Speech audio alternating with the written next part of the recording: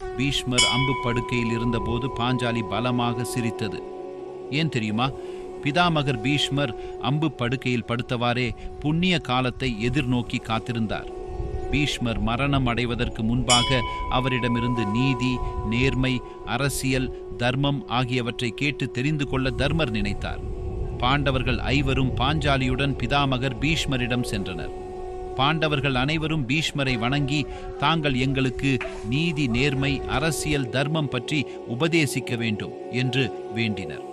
பாஞ்சாலி மட்டும் பலமாக சிரித்தார். அதில் கேலி கலந்திருப்பதை தர்மர் உணர்ந்தார். தர்மர், நம் தந்தைக்கு இணையான பிதாமகரை பார்த்து ஏன் சிரிக்கிறாய் என்று கடுமையாக கேட்டார். துரியோதனன் சபையில் துச்சாதனன் என்னை மானபங்கம் செய்த பொழுது கண்ணன் மட்டும் வந்து என்னை காத்திருக்காவிட்டால் என் கதி என்னவாயிருக்கும்? தர்மம் அறிந்த பீஷ்மர் அச்சபையில் அமர்ந்து வேடிக்கை பார்த்து கொண்டிருந்தாரே தவிர துரியோதனனை எதிர்த்து ஒரு வார்த்தை கூட பேசவில்லை. இப்படிப்பட்டவரிடம் நீங்கள் அரசியல் தர்மத்தை பற்றி கேட்கிறீர்களே என்று நினைக்கும் போது சிரிக்காமல் என்ன செய்வது என்று பாஞ்சாலி கூறினார். பாண்டவர்கள் அமைதி காத்தனர். அப்பொழுது பீஷ்மர் பேசினார். பாஞ்சாலி கூறுவது முற்றிலும் உண்மை. பாஞ்சாலியின் கேள்விக்கு நான் பதில் சொல்லியே ஆக வேண்டும். அப்பொழுதுதான் உங்களுக்கும் உலகத்துக்கும் உண்மை என்னவென்று தெரியும். துரியோதனன் அன்னமிடுவதில் உயர்ந்தவன். எந்த நேரத்தில் யார் வந்தாலும் அவர்களுக்கு வயிறு நிறைய உபசரிப்பான். ஆனால் துரியோதனன் செய்யும் அன்னதானம் பரிசுத்தமான மனதுடன் செய்யப்பட்டது அல்ல. சுயநலத்துக்காக அன்னதானம் என்ற பெயரில் உணவிட்டு அவர்களை தன் காரியங்களுக்கு பயன்படுத்திக் கொள்வான். அன்னம் உண்டவர்கள் செஞ்சோற்று கடன் தீர்க்க வேறு வழியில்லாமல் அவன் சொற்படி நடப்பார்கள். இதற்கு சல்லியன் ஒரு உதாரணம்.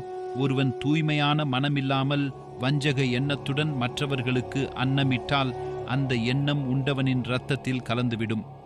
நான் துரியோதனன் இட்ட சோற்றை உண்டதால் எனக்குள் அவனது தீய குணம் குடிகொண்டு விட்டது.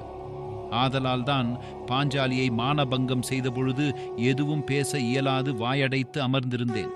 ஆனால் இப்பொழுது அர்ஜுனன் அமர்த்தி கொடுத்த அம்பு படுக்கையில் படுத்த பின் எனது உடலில் இருந்த கெட்ட இரத்தம் முழுவதும் வெளியேறிவிட்டது. அத்தோடு தீய சக்திகளும் வெளியேறிவிட்டன. இப்பொழுது என் உடலில் தூய்மையான ஆன்மா மட்டும்தான் உள்ளது.